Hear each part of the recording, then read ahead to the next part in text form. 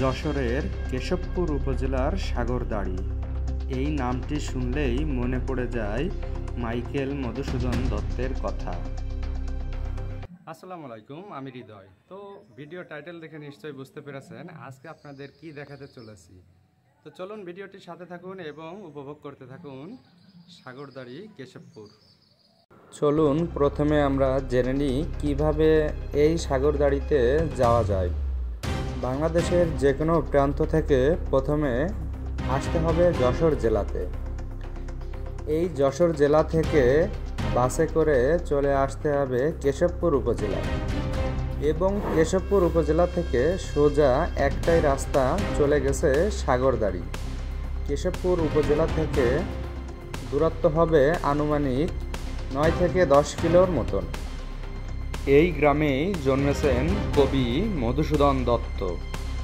কবির পৈতৃক বাড়ি ও তার স্মৃতি বিজড়িত স্থান জুড়ে গড়ে উঠেছে মধুপল্লী।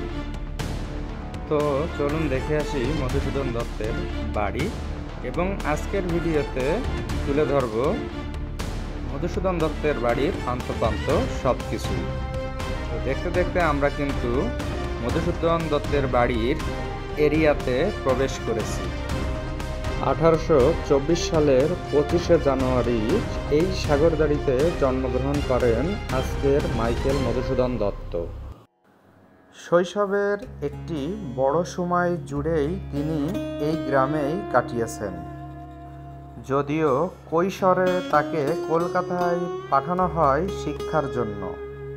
এ মুহূর্তে আমি একটি গুরুত্বপূর্ণ কথা বলে রাখি, সপ্তাহে কিন্তু দুদিন, রবিবার ও সোমবার, এই দুদিন কিন্তু জাদুঘর বন্ধ থাকে।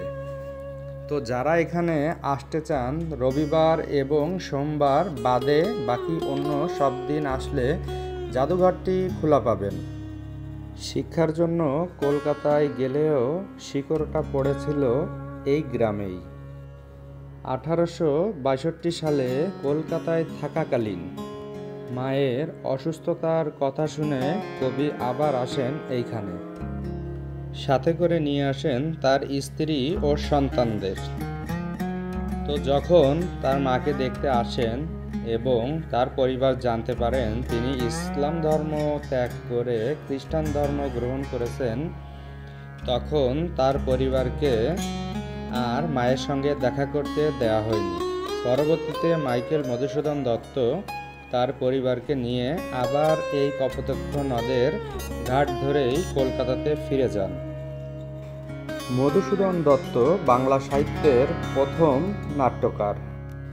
এই গ্রামেই কালের সাক্ষী হয়ে যুগ যুগ ধরে দাঁড়িয়ে আছে মাইকেল মধুসূদন দত্তের পৈতৃক বাড়ি। এই আম গাছের সাইডে যে বড় পুকুরটি দেখা যাচ্ছে, আসলে এই পুকুরে কিন্তু অফুরন্ত মাছ আছে। আপনারা দেখতে পাচ্ছেন মাছ কিন্তু একের পর এক চলাফেরা করছে। মোবাইলের স্ক্রিনে আসলে মাছগুলাকে ছোট দেখালেও বাস্তবে অনেক বড় বড় সাইজের মাছ। মিনিমাম 7 থেকে 10 কেজি ওজনের এক একটি রুই মাছ ও যে লাল যে মাছগুলা দেখা যাচ্ছে, এই মাছগুলা সব সময়ের জন্য ভেসে বেড়াচ্ছে। তো এই মাছগুলা দেখতে কিন্তু অনেক সুন্দর। আপনারা কিন্তু যে কেউ মুড়ি বা পপকর্ন এই ধরনের খাবার সামনে থেকে কিনে এনে মাছকে খাওয়াইতে পারবেন।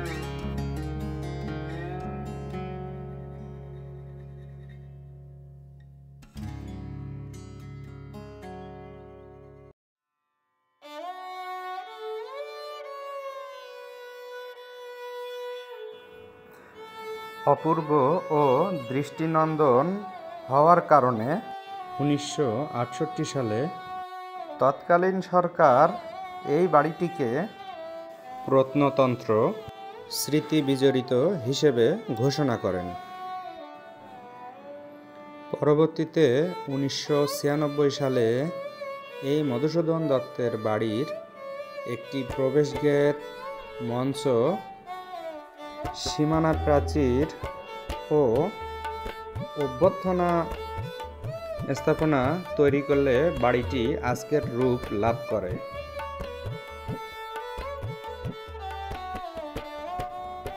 বর্তমানে বাড়িটির ভিতরেই প্রত্নতন্ত্র অধিদপ্তরের সহযোগিতায় বাড়িটির ভিতরেই গড়ে উঠেছে কবির স্মৃতি বিজড়িত একটি জাদুঘর ও গ্রন্থাগার।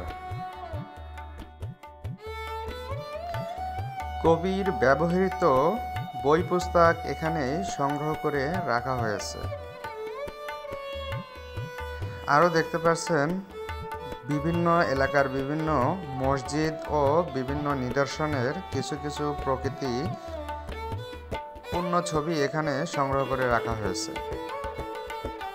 তো এই যে সামনে এই সাইডটা দিয়েই আমরা যদি সামনের দিকে যাই তাহলেই আমরা দেখতে পাবো যে জাদুঘরে যাওয়ার গলিটি এইখানে, এবং বড় করে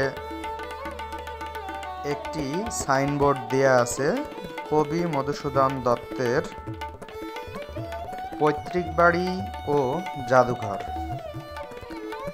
সামনে কিন্তু খুব সুন্দর করে ফুল গাছ লাগানো আছে এবং কবি মাইকেল মধুসূদন দত্তের এইখানে একটি মুরাল তৈরি করা আছে।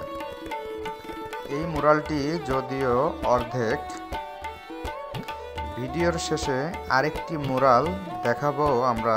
সেই মুরালটি পুরোপুরি পা থেকে মাথা পর্যন্ত কবিগুরু মাইকেল মধুসূদন দত্তের। এটা হলো কবিগুরু মাইকেল মধুসূদন দত্তের বসতবাড়ির ভিতরের পরিবেশটা। এখানে এখন প্রচুর পরিমাণের ফুল গাছ লাগানো হয়েছে প্রকৃতি সৌন্দর্য বর্ধনের জন্য, এবং ভিতরের আগেরকার দিনের সেই প্রাচীন বিল্ডিং ও ঘরবাড়ি দেখতে পাচ্ছেন। আমরা কিন্তু এই যে হাতের বাঁ সাইড দিয়েই জাদুঘরের গেটের দিকে প্রবেশ করছি, এবং এই গেটটা দিয়েই ভিতরে প্রবেশ করার পর প্রথমেই দেখতে পারবেন এই ধরনের বিভিন্ন ছবি দেয়ালে টাঙানো আছে, এবং খুব সুন্দরভাবেই কবির ব্যবহৃত আসবাবপত্র দেখানোর আমরা চেষ্টা করেছি। এটা কিন্তু সেই প্রাচীন আমলের কাঠের সিন্দুক এবং পাত্রের খণ্ড অংশ। এখানে বিভিন্ন জিনিসের ভাঙা ভাঙা খণ্ড খণ্ড অংশ এই আলমারিতে সংরক্ষণ করা হয়েছে। মধুসূদন দত্তের বসতভিটা খননের সময় এই জিনিসগুলো মাটির নিচ থেকে পাওয়া গেছিল এবং সেগুলো জাদুঘরে এখন শোভা পাচ্ছে।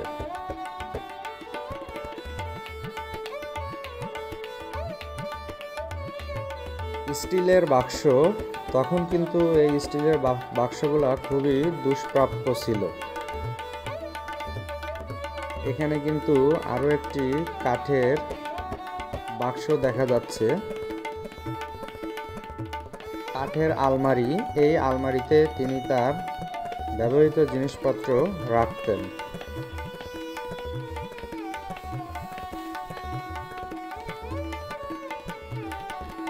দেয়ালে কিন্তু বিভিন্ন সৌন্দর্যবর্ধন ছবি লাগানো আছে। ছবিগুলো দেখতে কিন্তু আসলে অনেক সুন্দর, জীবন্ত। এখানে কবিগুরু মাইকেল মধুসূদন দত্তের ব্যবহৃত টিফিন কারি, একটি আয়না ও সেই সময়কার দা সংরক্ষণ করা হয়েছে।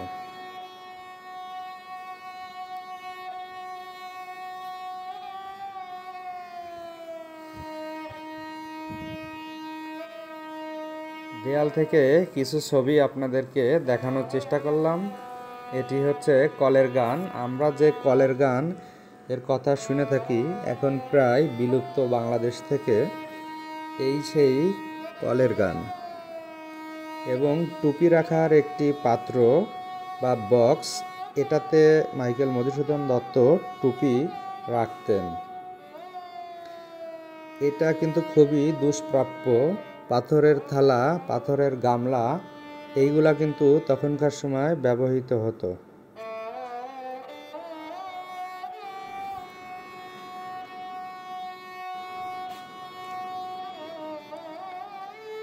এইটা কিন্তু সেই খাট যে খাটে তিনি ঘুমাতেন এবং খাটটি এখনো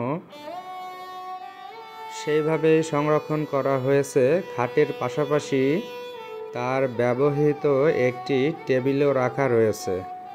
এগুলা সবই কিন্তু কাঠের। তার পাশে আরেকটি সিন্দুক রাখা হয়েছে, এটি কিন্তু লোহার সিন্দুক। এখন দেখতে পাচ্ছেন এটি একটি আলনা।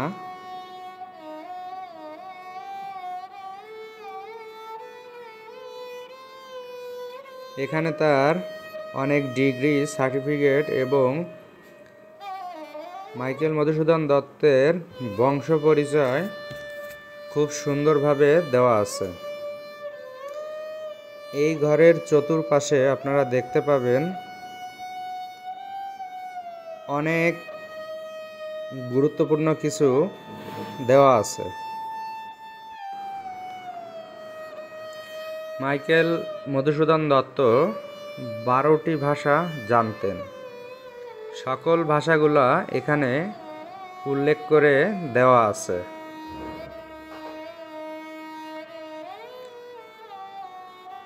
এখন যে হলুদ বিল্ডিংটি দেখা যাচ্ছে, এটি ছিল মাইকেল মধুসূদন দত্তের কাকার বাড়ি। এই বাড়িতে তার কাকা বসবাস করতেন। ভিতরের বিভিন্ন অংশে এই ধরনের বঙ্গভূমির প্রতি বা বিভিন্ন ধরনের ছন্দ, কবিতা উল্লেখ করা রয়েছে। যে সাইডে আপনি দেখার জন্য যাবেন না কেন, এরকম রাস্তার দুই সাইড থেকেই ফুল গাছ দেওয়া আছে এবং দেখতে খুবই চমকপ্রদ।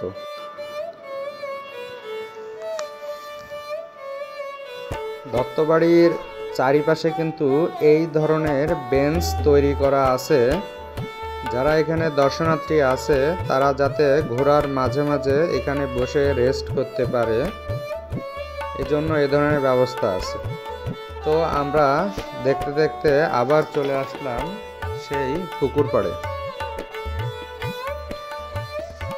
পুকুরের যে ঘাটটি আমরা এখন দেখতে পারছি, এই ঘাট বা এই পুকুরটি কিন্তু তখনকার সময় কবিগুরু মাইকেল মধুসূদন দত্ত ব্যবহার করতেন। যতবারই আমি এই পুকুর পাড়ে আসি না কেন, মাছ দেখে আমার চোখ আটকে যায়। কারণ এত বড় বড় মাছ আসলে সামনে থেকে দেখা আমার কাছে মনে হলো ভাগ্যের ব্যাপার। সচরাচর এত বড় বড় মাছ পানিতে দেখা যায় না।